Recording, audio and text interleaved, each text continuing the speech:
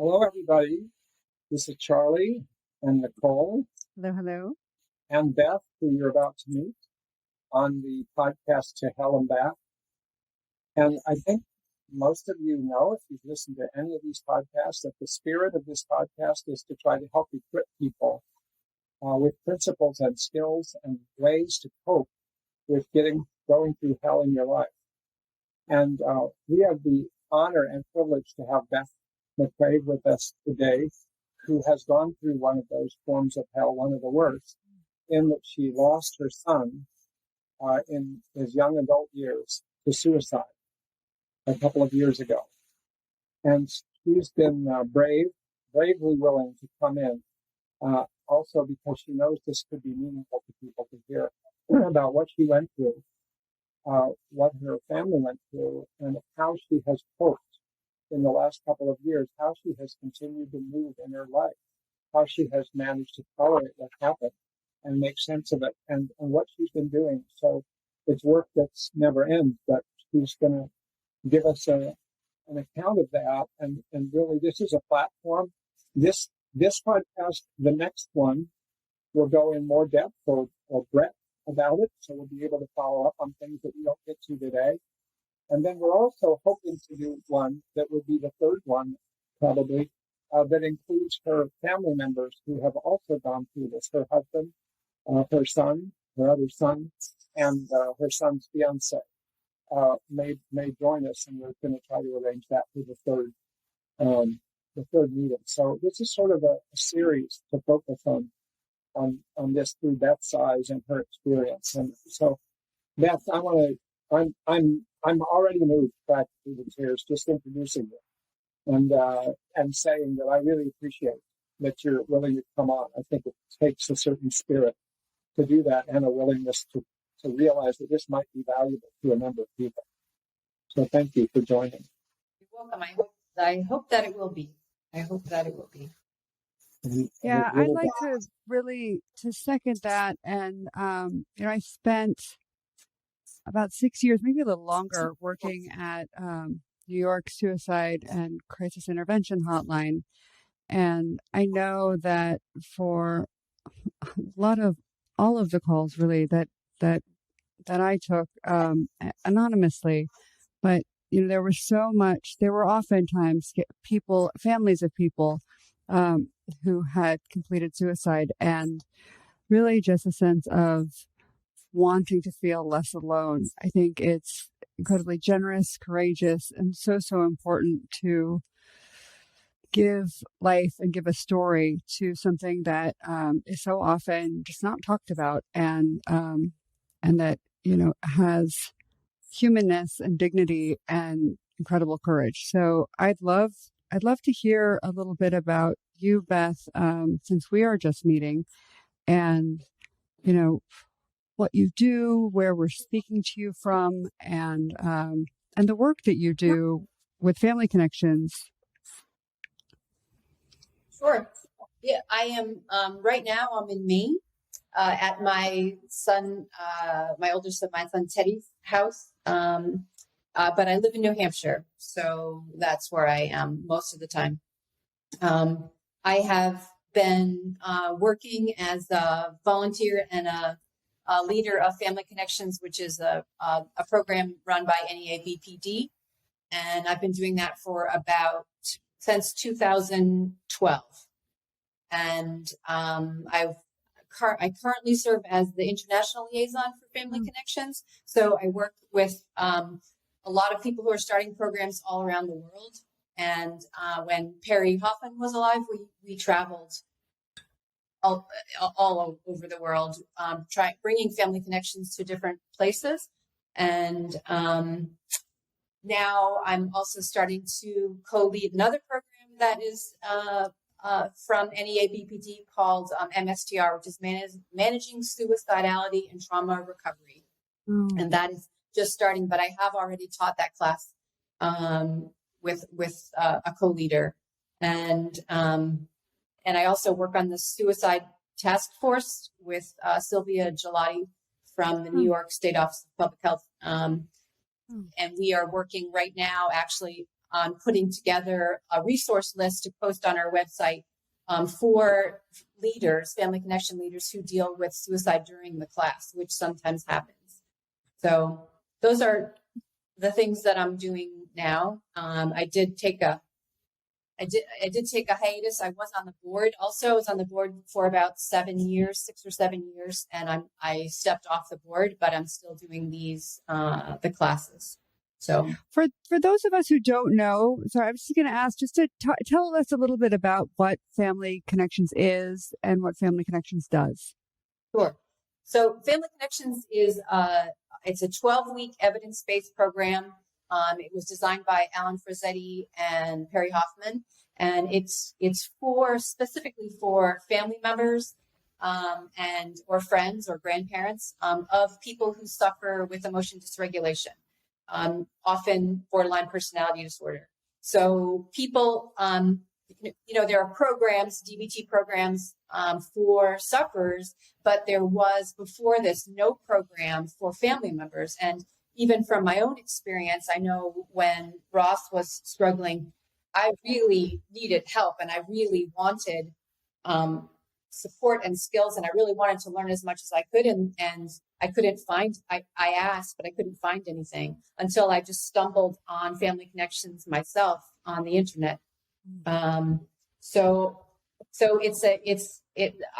I've as I said, I've co-led it for many years, and it's very transformational. It tends to be very transformational for families because it's a different way of looking at their loved ones suffering, because often maybe they see anger or that kind of thing, but they don't really understand what's going on underneath that. So it's a way for them to learn to have some compassion, and then they can have a connection again with their loved one, because often those connections are altered, by the illness. So it's very rewarding. I would have to say that I don't volunteer for tons of stuff, but this is something that I have found to be really rewarding.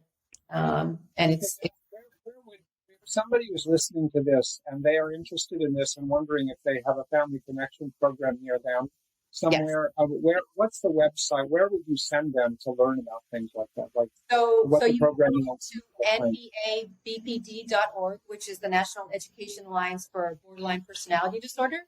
So you go to our website, NEABPD.org, and then on one of the banners, it says Family Connections. And just click on Family Connections and you can register for a class. It's free, and it is evidence-based.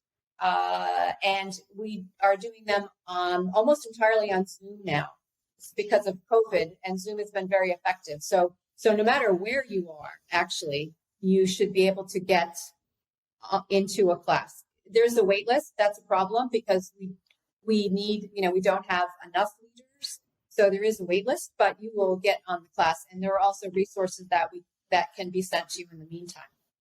So it's very worthwhile thing to do for someone who is dealing with this, for everyone involved, not just the family members, but we also have evidence now that it affects the sufferer also in a positive way, as you might expect, because their environment changes and they feel understood, because it's very bewildering to be a family member and to see these behaviors and think, what are you thinking? The things that they're doing seem very outrageous, and it gives you a lens through which to look at those behaviors in a different way. Well, Beth, could you tell everybody a little about your family?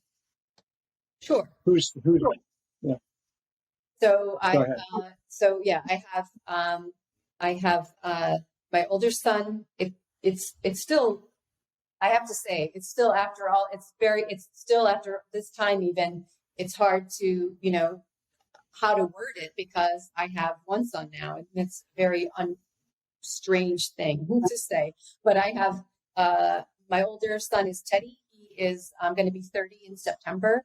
And he has a fiance, Mariah, who has known Ross for many, many years. I've known Ross and was very close with him as well. And Ross, my son, was 24 when he took his own life 2 years ago. And my husband, Ted, there are lots of Teds, Ted and Teddy. My husband, Ted, is, obviously also in the family. So, and we have a little dog named Andy right now. So that's us in a nutshell. I want to say that it was after Ross took his life, and you called me, and we talked about it and set up more times to talk.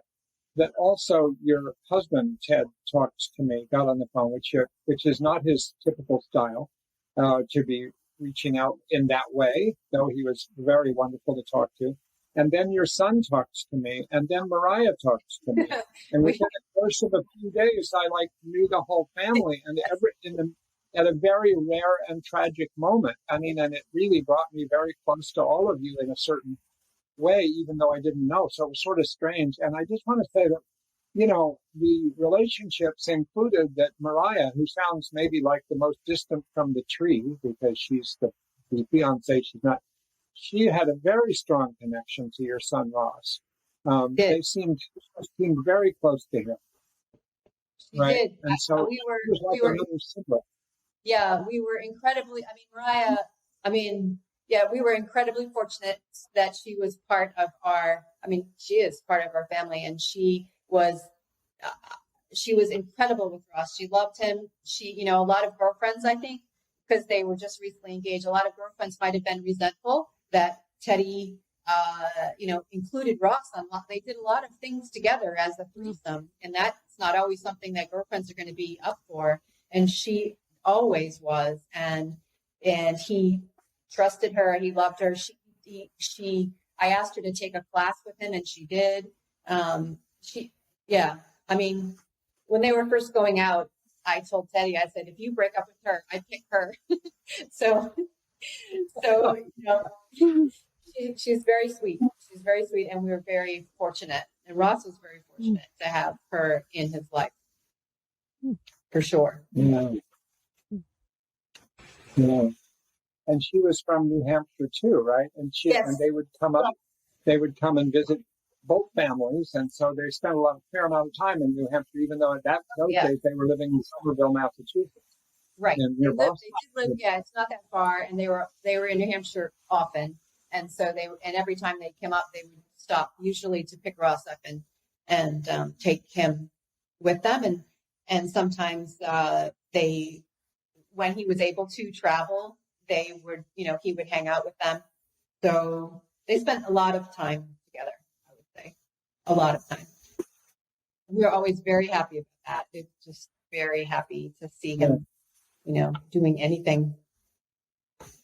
Beth, could you say a little about, this might sound like it's not as relevant a question at first, but I think it really is. Like, in your life, over many years, what have you liked doing? Because I think that one thing that people do when they try to cope with grief and loss is to try to return to things that are very meaningful. So tell us a little about yourself and what you liked doing or what you cared about. I've always been interested in animals. I was a horse teenager. I love the outdoors. I've always loved the outdoors. We camped as a family when growing up. So I was always very happy to be in the woods, hiking, either with dogs or horses or both. And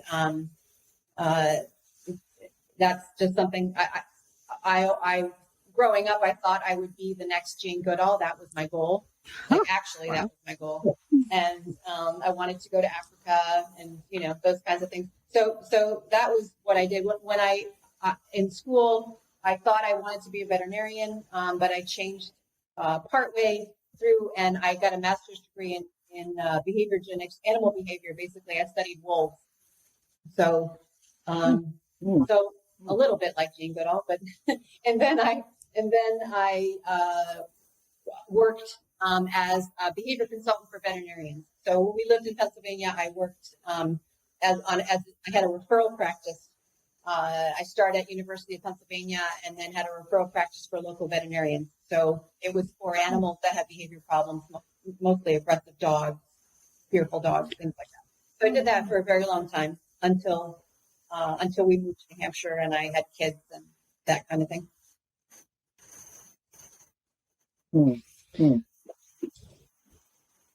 And also and martial arts. I was very interested. So martial arts, I did that for a very long time. And so I have 2 black belts. That's my first one I got when I was 50, and then my second one a little after that. So that's wow, I didn't know this. Wow. Yeah. So I'm really curious. How has your martial arts training informed how you navigate life? Well, yeah, I was always interested. Honestly, it's kind of silly, but Kung Fu was like my favorite show. That was my favorite TV show. So I was always interested in martial arts. And when I was in graduate school, there was a karate school at University of Connecticut, and that's where I started. And then I was in a style of that, and I really loved it. And then when we moved to New Hampshire, I started a different style, and that's where I stayed and got my black belt there. And I used to compete, and I just enjoyed it. It was a great social thing. It was also very, it's very, you have to think a lot. It's very, it's pretty all-consuming when you're doing it, so you can't really think about other stuff. You just have to focus on what you're doing completely. Mm-hmm. So that's always a good thing. Yeah. So this was your mindfulness practice training. Yeah, I want to say that when you were, not too long ago, you were in Maine and you took pictures of those trolls at a seaside park or a nature park. It was incredible. And then I went and saw them. And so you've opened, and that's not the only place you've led me in terms of suggesting hikes and things. So if people could use you as a good tour guide for how to hiking in the White Mountains and in Maine and things like that, I know how important they've been to you. And, and your husband. Hikes are us, that's for sure. Yeah, we hike a lot. I mean, if you don't hike in New Hampshire, then you don't have a lot to do. So, yeah, I love it. I do love it. I wonder if that's, we can get back to other things as we go along, but I wonder if you could start telling us who Ross was. Like, what was he like, and how did things unfold in his life? He was our second child, and Teddy, as our first Teddy, was very cheerful, easy baby. He was just easy. Everything was just, he just was happy all the time, and everything was very simple. And so we kind of thought we had the whole parenting thing figured out, and that we were great. And then Ross came along and just really blew us out of the water, from day one. I mean, he was everything about him was just a little extra, and he was just very sensitive, and he didn't sleep really, and he was crying a lot, and just, so it was tough. It was just tough. And as he got older,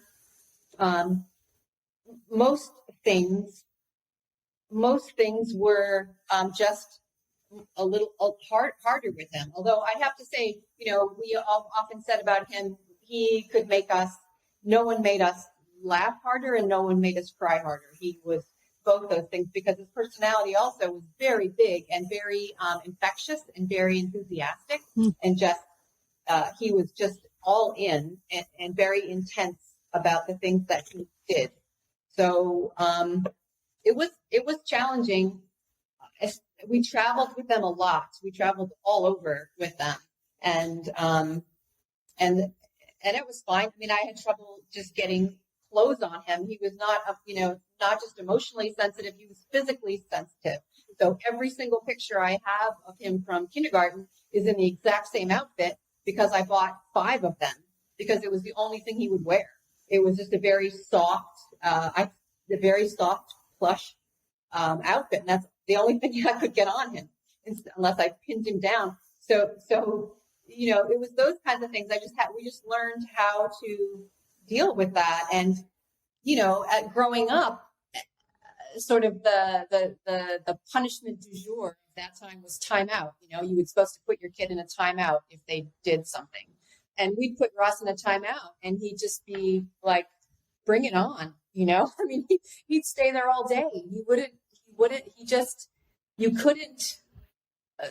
couldn't bend him in that way. He was very much, very strong-willed, and so I guess if Ted and I are stubborn, he got both of that, and then some. I mean, just did not like to be told what to do, which you kind of have to do as a parent.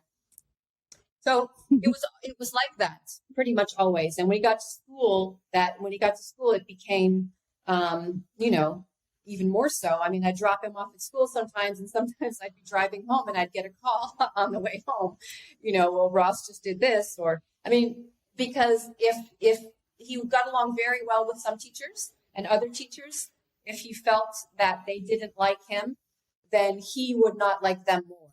That was his kind of how it worked. So he would be butting heads, and he was verbally extremely precocious. He was very intelligent, very, very intelligent, and very verbal.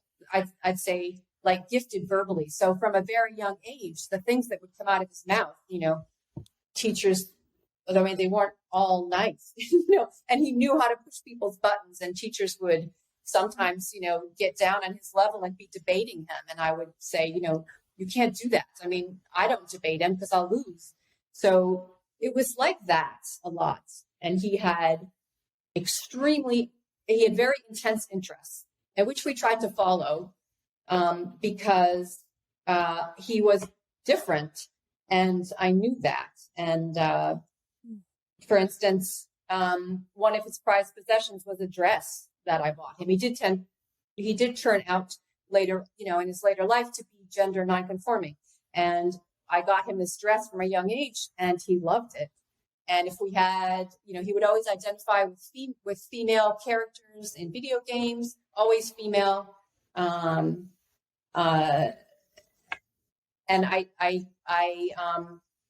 he wasn't ever going to be the typical New Hampshire hockey player. I knew that. And so we got him into gymnastics, which he loved, and fencing and ballet and all these things. But I was driving all over the state because there's not that much of that in New Hampshire. And I think he would have, honestly, maybe it would have been better for him if we raised him in New York. I thought about that. I just don't know. But as a boy, when he got to a certain point, it was, he wasn't allowed on some of the girls' teams and things like that. So it was challenging to find a place for him until he became interested in theater. And theater seemed to be his home, I thought. When did you get interested in theater? When he was, he was always dressing up. Always putting on makeup and jewelry and things like that, always. But at about 10 years old, we have a New London Barn Playhouse in our town, which is a very well-respected summer stock theater. And I just signed him up for that. And it was probably one of the best things that we ever did. And he immediately was, just got the lead role in pretty much everything he auditioned for. I mean, he could sing, he could dance, he could act, and he was just himself, like in a way that I'd never seen before.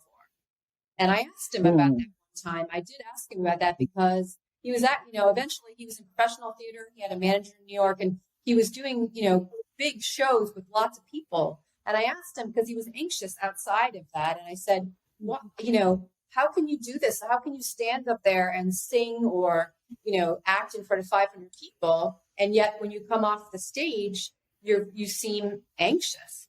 And he said, he goes, when I'm up there, I'm not me, and I'm someone else. I'm just not me. So it's easy. And but it became very clear that, I thought he found his tribe, but it became clear that anxiety was starting to creep in, and it was affecting everything in his life that previously he had no difficulty with. He was pretty good at everything he tried, and anxiety started to change that. So this might be a false lead, but I mean, it just seems like if I imagine him growing up in hockey-rich New Hampshire, in the woods, and with all of the mountain men there and everything, yes, with Carhartt, and the boys that are growing up that way, he was not only gender non-conforming. What did he put himself in a position where he was having to absorb any kind of like teasing or bullying, or did the passion of his personality sort of keep that stuff away? Well, that's a good question. I didn't send him to the public school in town. I was very interested in Waldorf education, so both of the kids actually went to Waldorf school, which is by nature, very artistic and very.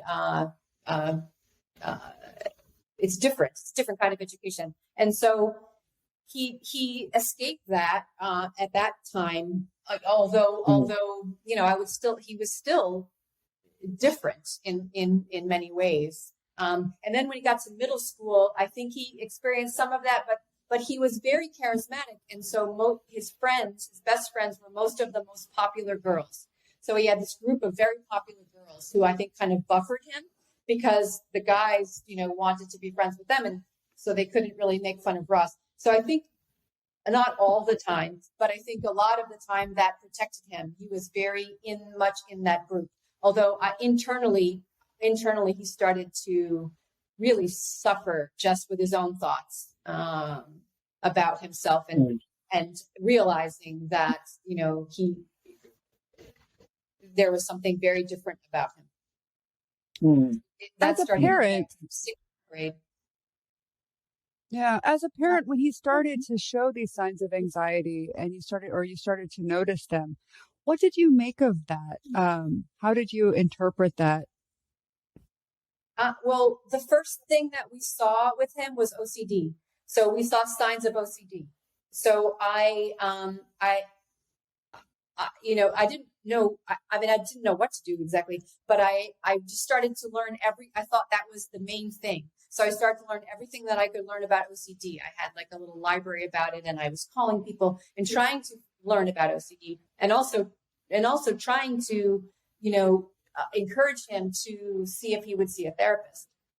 And he was trying to mask it all this time, and he was an actor, so he was actually pretty good at that. And so he was, but he couldn't hide it because it was just interfering with his thoughts and his life. So, like I said, I didn't know what to do. It got to be problematic, really problematic, I would say, by the end of 8th grade. He couldn't hide it anymore, and he was kind of really white-knuckling it through the year. And at the end of 8th grade, he just started to crash. And it happened when it happened. I mean, he was, 13, about 13, and it happened really quickly.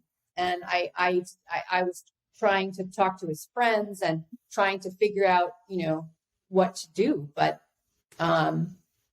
he wasn't.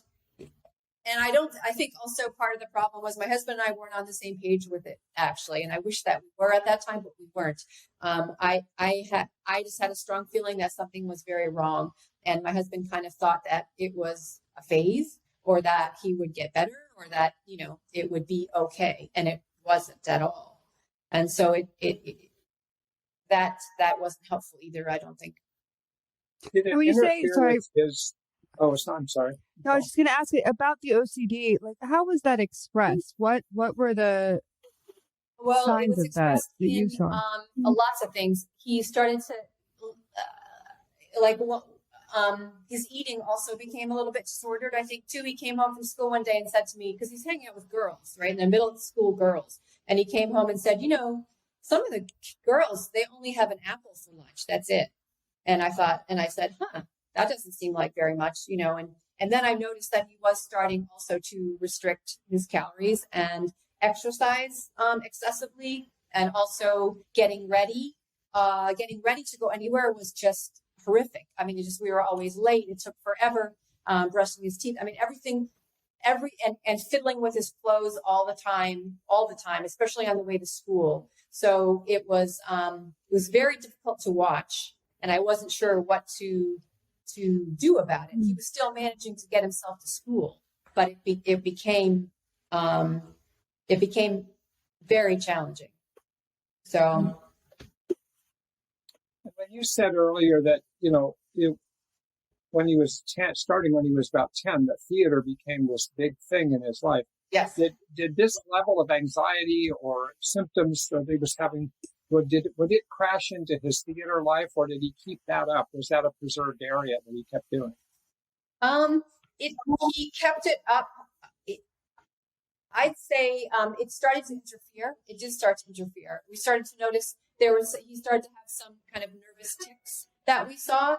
And it was starting to become more noticeable. By that time, he'd gone from community theater to regional theater, and he was doing really well in regional theater. And then he was in New York. And so that had grown pretty rapidly. And I was starting to see anxiety, a lot of anticipatory anxiety before auditions. So, bringing him to auditions, all of this anticipatory anxiety.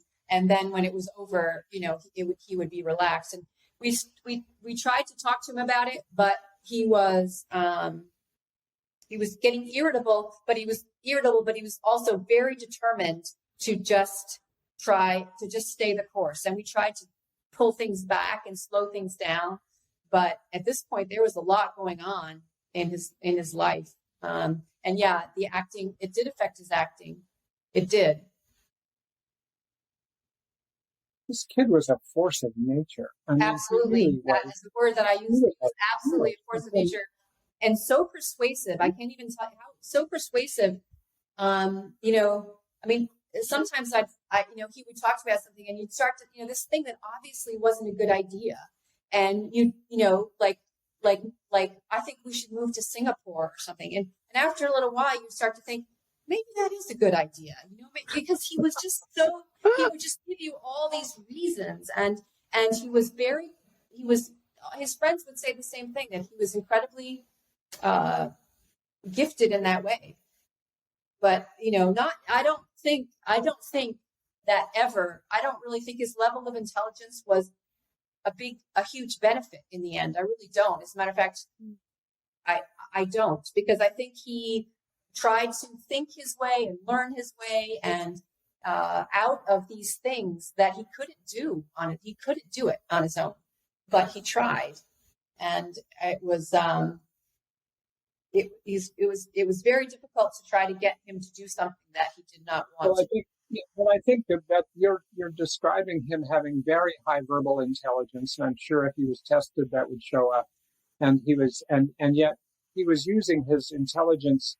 It wasn't harnessed towards building his life. It was harnessed towards questioning everything, or doubting everything, or having a different idea about everything. So it's kind of like would leave you in an existential state of feeling like there's no point. I mean, because nothing's going anywhere. And you talked to me about, you used to try to get him to connect with certain, like, philosophers in university departments in not far from you, or something like that. I remember where you were hoping to find a place where he could have intelligent conversations with intelligent people who were at his level, and that he was reading all the time. So all the time. It was sort of like,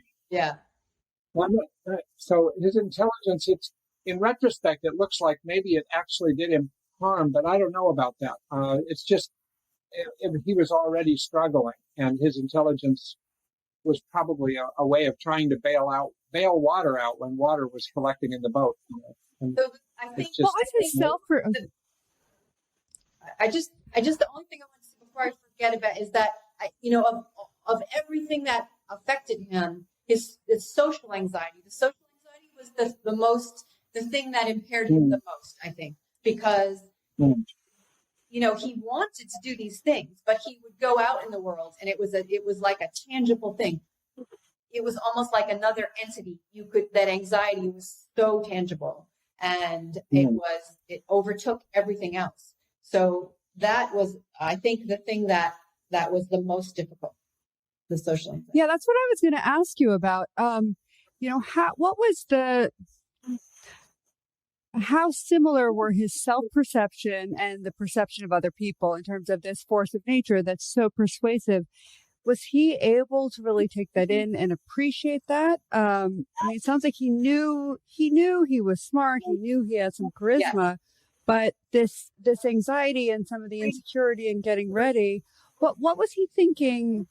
What was he thinking he was giving off, to the extent that you know? I think what he thought, what seemed to be happening a lot was that I think, he was really like a mess on the inside. Like he was really having trouble on the inside. And so I think he thought often that if he looked perfect on the outside, that then people would respect him and respond to him and think that he was perfect. That's what I think. So he was very interested in looking absolutely perfect on the outside, when on the inside, that was not what was going on. But he would say things like, when he got a license, his driver's license, he would say things like, well, I'd like to have a Mercedes, and we said, well, of course you would like to have a Mercedes. And he said, well, because then people will respect me. Then, if you're driving around in a Mercedes, people will respect you. And so he was very much trying to have that external stuff look all good, because internally he was falling apart really rapidly, and he wasn't forthcoming with that. He really wasn't. He had a very strong drive to be normal, and not be that kid who was seeing a therapist or taking medication. He didn't really want any part of that. So.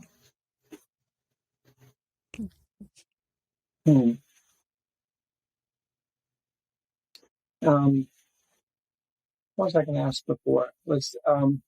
I'm thinking of him now into high school, and so when he was in high school, the social anxiety would be really a big deal, and and wondering how he's perceived by other people, and did things continue? And I know what I was going to ask. That by this time, by age 13, were you aware of anything like him having like suicidal thinking, or any kind of delusional thinking, or any stuff like that built on anxiety and social anxiety and self-image concerns? Yeah, not delusional, but I would say 13, 14, high school was a nightmare. High school was a complete, total nightmare. And I think everything fell apart at that time. So he had worked very hard to get into a school called Noble's Academy in Boston. It's it's a private school outside Boston. It has an excellent theater program. And he had a friend there, and he wanted to go there. I think because he thought that he wouldn't be as well accepted at the public high school. So he got in, and then he at this point, he was having constant indecision about everything. And it was driving us a little crazy because, 1 minute he wanted to do one thing and 1 minute he didn't want to do it. And we were trying to figure out what to do. So at that time, he said, he got in, and he said, well, I don't want to go there now. And so I said, well, we've paid tuition for the first semester. And so you really do. I consulted with the therapist. She told me I needed to have him go for one semester. And so I said, this is what you need to do, is go for one semester, then we'll assess from there. And so he was very angry about that. And that's when he put a note on his phone so that I could see it. And it said, I'm going to take the life from this body of mine. There are some things I can't live with and some things I can't live without. And he put it in a place where I would see it. And so then we panicked. I ought to be honest, I did not think he was suicidal in that moment, but I did want to use it as a way to get him into some kind of treatment. And I thought that might be the way. So we took, that was his first trip to the emergency room. We took him down to Mass General in Boston, and it was not a good experience. It really was just not a good experience. I was determined at that point. He was housebound. He'd been pretty housebound. He wasn't leaving the house. He'd asked me to homeschool him so that he could just be with his dogs and never leave the house. And I said, that's not really a healthy option. And so my main goal at that point was to try some way to get him out of the house.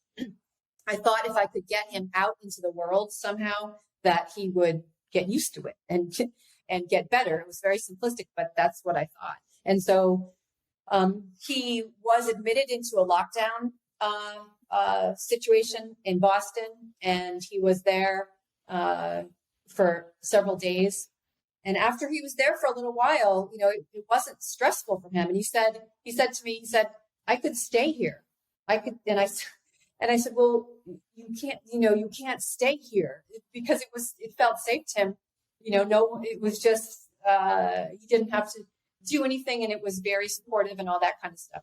So anyway, he eventually talked me into taking him out of there. And, I did. And we brought him home, and he told me that once he got home, he would go into outpatient treatment. As soon as he got home, he said, yeah, I'm not doing that. There's no way I'm doing that. And so then I was really in a pickle, I thought. So at any rate, it ended up he at this point, he was very determined to get back to school. That's all he wanted to do, is just go back to school, back to Nobles. So he went for a short while. He was at McLean on 2 East, which is not their 3 East program, but sort of a general program where they do some DBT skills. I really wanted him to be on 3E, but it was only for girls. And I asked, but they wouldn't take him. There wasn't a boys program at that time. So he was on 2E in this general program, and he stayed for a little while, but he just wasn't buying in. He just wasn't buying into anything. He would talk to therapists, and I would watch him, and he would say, he would talk to them and say, yeah, I'm going to work on this, and I should do this. And I thought, you're just bullshit. You're just full of shit, because he wasn't being honest with them. And I knew that. And so anyway, he did try to go back to school. He tried. He wasn't ready. Clearly he wasn't ready. And at that time he ran away from school. So he was in school that boarding school at Nobles for one night, a couple days maybe. And one day he just left. He couldn't take it anymore. So he left, and we didn't know. He was 14 years old at this time. He was 14. He had nothing but his backpack and maybe $40, and he was nowhere to be found.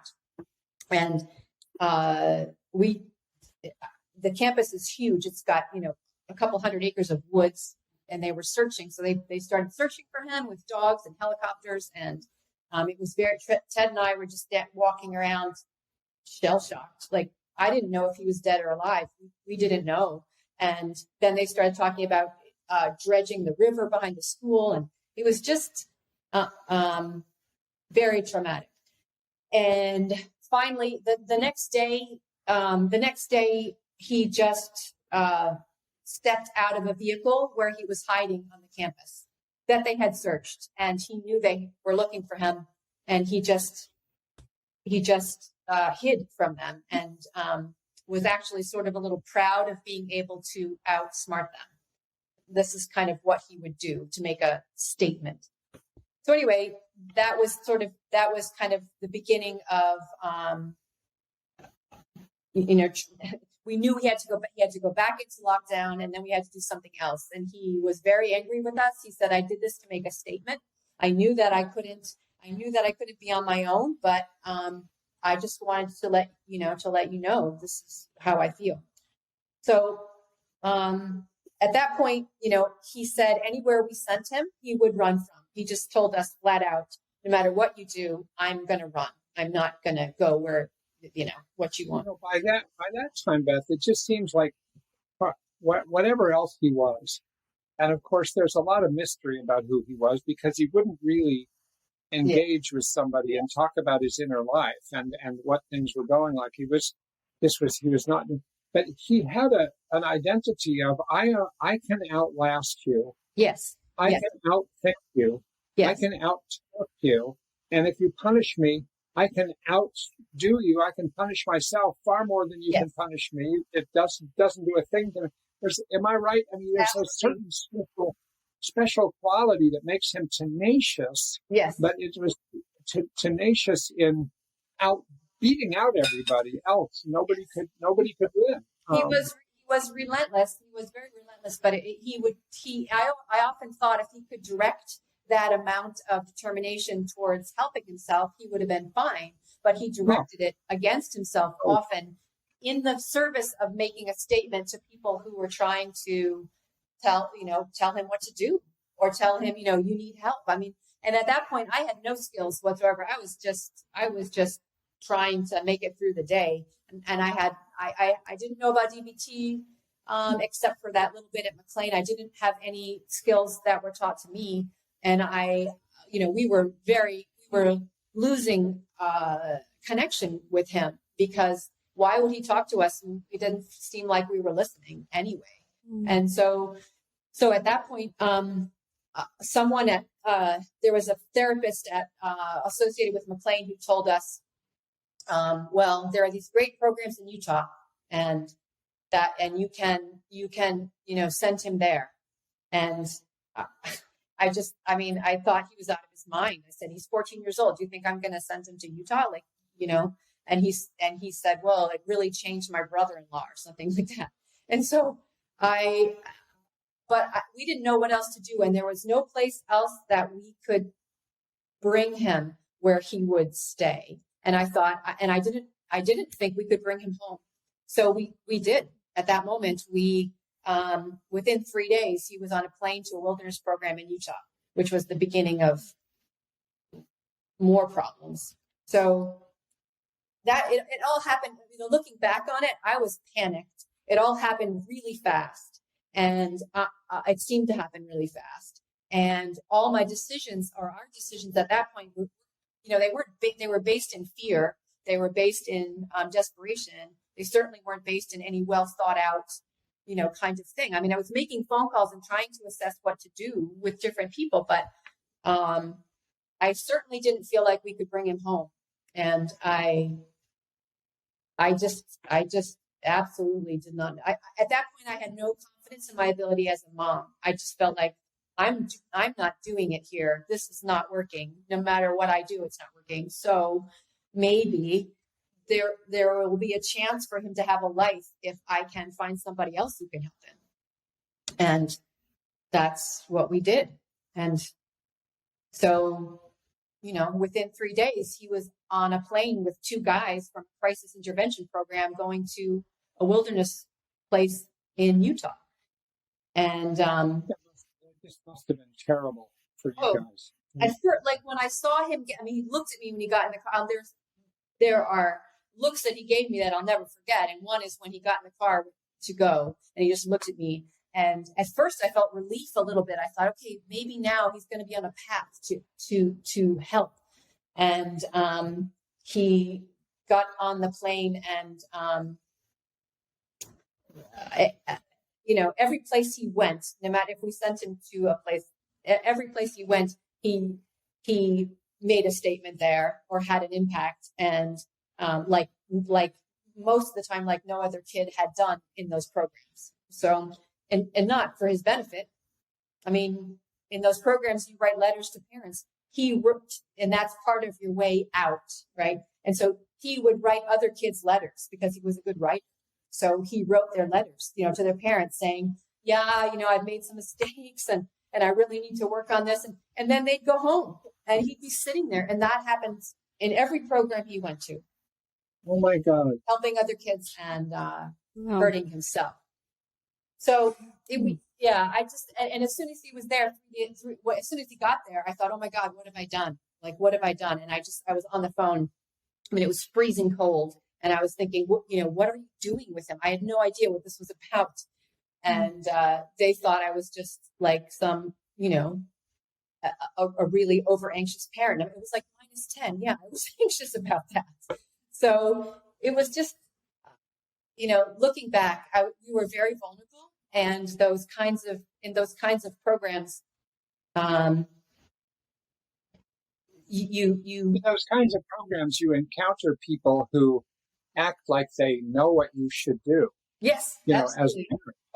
you're talking as if they know what you should do. I mean, the complexity of dealing with Ross, even as you described in this last half hour, is unbelievable. It's sort of like nuclear level difficulty, because yes. No matter what you do, look what he did. He'll get anyone else out of the wilderness program, but not himself. Yes. Yeah.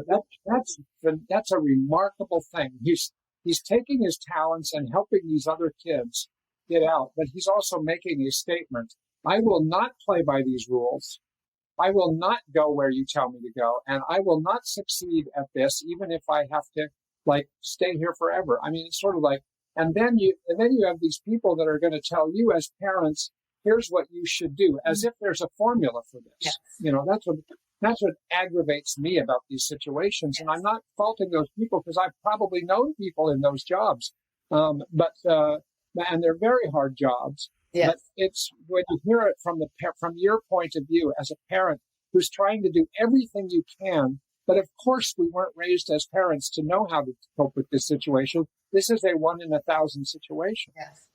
And they would they would tell you precisely what was going to happen, and often it would go that way. We got letters home from him. He'd send letters saying, practically they're torturing me, and it's awful here, and you really, I'm not like any of these other kids, and that kind of stuff. And then, the interesting thing is that over time, no matter where he was, over time, he eventually acquiesced. And he eventually, got something out of these places, most of them. It took a very long time, and he usually had to make a very big statement first. But then he met some good staff people. He did, but it wasn't what he needed. It just wasn't what he needed, for sure. And as soon as he was out of any kind of program, he was done. He would just, I'm good now. I'm all set. I'm good. And he really needed a really wraparound, continuous care. And as soon as he was out, he was just all wanted to be normal and good like any other kid. And I'm good now. And he was not good. So it was a very, and all throughout that time, of course, we still had Teddy, and his older brother. And Teddy, at that point he was in high school. It was like he was the forgotten child, because the whole family was focused on Ross, and Teddy would come out to Utah with us, once a month, also, when he was in a treatment center. So it was just, I mean, it happened the way it did. Unfortunately. Beth, you said every time he was in one of these. How many times was he in programs like this or something like this? Did he go from one wilderness to another, or whatever? Yeah, program to another? Yeah, the way it works, it's very rare for a kid to go home from a wilderness program. So usually, I didn't realize this until we were kind of in this system. And when you're in the wilderness program, then they start talking to you about, he really can't go home. He needs to go to a therapeutic boarding school. He needs to go to a residential treatment center. These are the ones we recommend, because there's no way he can go home. If he goes home, everything we've done with him will be erased, and he will be back to square one. And so, that was news to us. But we did, by this time he was very angry with us. He wanted to come home. And at that, the best word to describe it at that point would be, we felt trapped, and very trapped. And so we sent him to a residential treatment center that had a high school attached to it. And he was there for a year. And it was very agonizing. We were constantly questioning whether we should take him out. And they would beat it into your head that if you take him out, all bad things will happen. and you will erase any progress that's been made. Never, ever leave the program. So, and bad stuff happened there. Bad stuff happened there. I mean, he met a good friend and mentor named Josh. That was one good thing that came out of it. But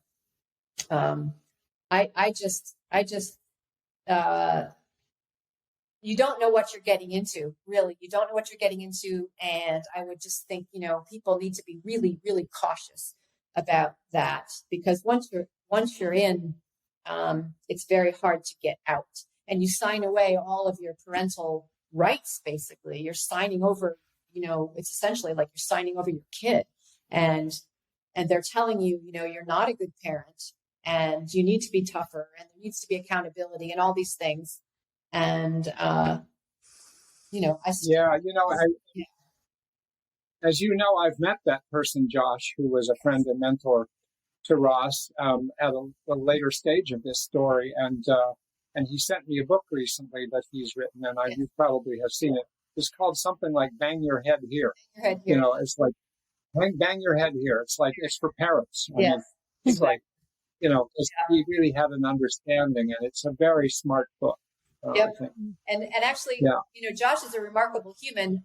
Ross impacted him in a big way.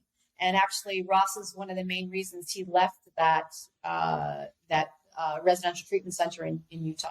And Ross really had that impact on lots of people. Everywhere he went, he seemed to impact people that he got close to. And it was a difficult time. And we felt like when he got out of there, it was outrageously expensive too. I mean, it was it's a huge industry. And so you were spending all this money and we thought, okay, well, so when he gets out now, he's going to be able to do life. He should be able, he's been here a long time. He's had this therapy and he should be able to do life. And nothing was further from the truth. He couldn't do life any more outside than he could before. Had he maintained any of his relationships or friendships yes. with people from home? He had. So one in particular, there's a girl, young woman now. Her name is Ela, and Ela and her family loved Ross. They just they adopted Ross in many ways into their family since he was in middle school. And so Ela was always in the picture. She came out to Utah multiple times to see him. She's an incredible woman. As a matter of fact, she's in medical school and she plans on becoming a psychiatrist. And not in small part, she says because of Ross. Wow. So, he maintained that friendship. And that was a big driver for him. He wanted to get home. He always considered New Hampshire to be his home. He wanted to get home, really, ready or not. And, it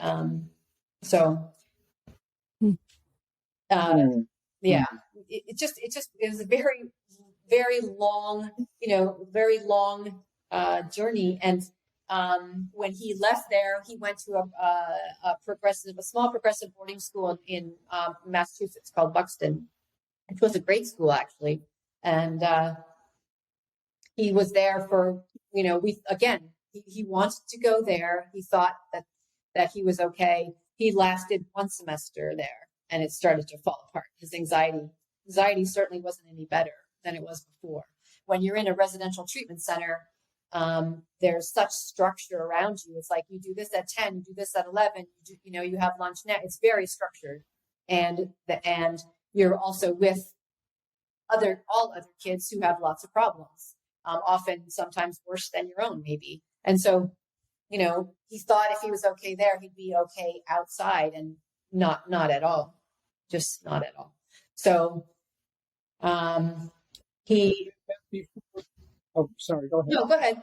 I mean, he was just at Buxton for a semester. That's what he could do. And running through all of this from the time he was 12 or 13, the level of anxiety sounds like it just stayed very high. It took different expressions over time, but he was a really high level of anxiety, yes. And he had a way of coping with it, of kind of like that, some of which was self-defeating ways, and he thought he was and he was opposing other people, and he had this stubborn streak. Yes. But and as part of that, did he have medications of different kinds for that, or did he not? Was he not willing to take medicines, or they just weren't prescribed, or what? He wasn't particularly willing. When he was in Utah, he was on Prozac because they were giving him fairly high doses of Prozac for OCD. So he was on that, and all the kids there pretty much were on medication. So he did agree. He did take, well, I don't know that he could not agree, but he did take that for the time that he was there. But again, it was the situation where, when he went to Buxton, he said, I'm not going to be that kid. I'm not going to be the kid on medication, even though, the reality of it was lots of kids were on medication there. But I think the other thing that we haven't talked about very much is that, the underneath all this was the fact that he identified, when he did identify as something, he identified as genderqueer. And as he was definitely gender nonconforming, and that was a big driver for a lot of his anxiety, because it wasn't such a thing then. It wasn't on TV. It wasn't talked about so much. It wasn't such a thing, and so I think he felt he divulged that information in Utah, and he felt betrayed. That's what I think, because there was no confidentiality there. So that information was shared in a non-confidential way, and so I think it was a horrible event.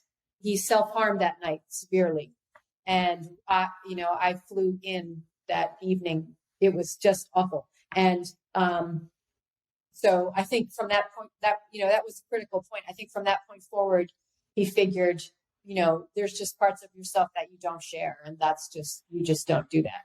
So because it's not helpful. No, that's huge. It was very big. There's no confidentiality in those places whatsoever. Oh. And that is very, so he, this was his deepest, darkest secret at that time, honestly. And I felt, we were very angry about that. And still, we felt trapped. We were very trapped. And I want to say, and then we're going to bring this to a close today, and we're going to pick up next time with where we are and with any loose ends that came up that any of us think of, but also, and we're going to move forward. But I just want to comment as a parent myself, that it's sort of like the combination of what he presented to you, starting very young, and sounds like through no fault of your own. It isn't like you were beating him or abusing him in different ways or being severe. You weren't picking. He was asked that. He was asked that at the. He was asked. Of course. Interesting. Now, I know how these things go, but but he presented you with enormous challenges from the beginning, and you looked to the world around you for solutions, and the world around you had certain solutions, not very many. And you tried them, and including different schools and different programs, and tried to get him to be willing to do different therapies, the whole stuff at Mass General that happened. Should we lock it? Should we do a locked up thing? Should we do a free thing? It's, you were really like beating around in the world saying, what do we do with this impossible situation? And you were told wilderness programs. Yes. I mean, and not many other things. And I've known a lot of people in this situation, right? So it's like, it's sort of like you did the best thing you knew how to do with the best advice you had around you at the time. And I think it just shows that for people like Ross, society doesn't know what it's doing. Right. Society doesn't have the options that actually might make sense. Maybe we haven't figured out some of them. I do think DBT is a helpful thing, but I'm not even sure DBT by itself would have been done the trick for him, because he already was ready to prove at a moment's notice, whatever you throw at me is not going to work. Yeah. I'm going to throw it back at you. And Tilly had been through something, and I think those must have been hopeful moments when he'd be in these programs and get through his initial whole round of protest, and then he'd find somebody that was helpful. And maybe it was somebody who didn't even believe in the philosophy of the program, but he'd find a friend or he'd find a staff member who could be a mentor to him. Yes. And so you actually did find him some possible options. It's just so many heartaches along the way. Yes. You know? I mean, yeah, Josh was a pretty life-changing person for him. And there was another person too. Originally it's interesting because originally I thought, okay, the person who's going to help him is going to be the person with the most letters after their name, the person who's the expert. That's what I thought, and the reality is that the most contact that he had with individuals generally were staff and people like that. And some of them were really remarkable. Some of them were quite bad, but some of them were there was the occasional remarkable person that really did help him. And it's just interesting in that way. It's not always who you think that would necessarily help him. Totally. And I just at that point we weren't really listening to him enough. But the one of the reasons that we sent him to Utah in the first place is that there were other places that I would have wanted to go, but when he told us that no matter where we sent him, he would run, the one place in the country where you can send someone basically against their will is Utah. And they will hold those, other places, once they're 14, they can walk out and leave, which is what he would have done or what he might have done. Yeah, you get into some of these programs in the wilderness and the people, the staff will just tell you, okay, you can run if you can evade us. But if you do, we have to let you know there's mountain lions and there's cougars and there's snakes and there's lizards and good luck. Yeah. So it becomes this trap for the kid and a trap for the parents if it isn't working. Exactly. We can continue now, but I think we need to stop and so people can recover from hearing this incredible story. And you too, Beth, thank you so much for telling the story and going over this, which you've gone over in your own mind 100,000 times. So it's very generous of you actually to get into it and put yourself through this. Thank you. You're welcome. Thank you. Thank you. I hope it was coherent. It's a lot of stuff happened in a short amount of time, so it's hard sometimes. It's more coherent than trying to raise somebody like this. I'll tell you that. It's like looking back on it, it's possible to see things that you couldn't see at the time. But anyway, we're going to stop and just to let anyone know who's listening, there will be this podcast will be followed by at least 2 more, and so keep alert to the notifications for that. Please, wherever you listen to this podcast. Could you rate, review, leave a comment, send a message? If you don't know any other way to send a message, go to my website, charlieswenson.com. Some people go there and you can access us through leaving an email comment there. And so that's just another place. And share it. If there's anyone that you think might find it helpful, just pass it on. Thanks so much. Yeah. Okay. See you next time. Okay. Bye. Thanks. Bye.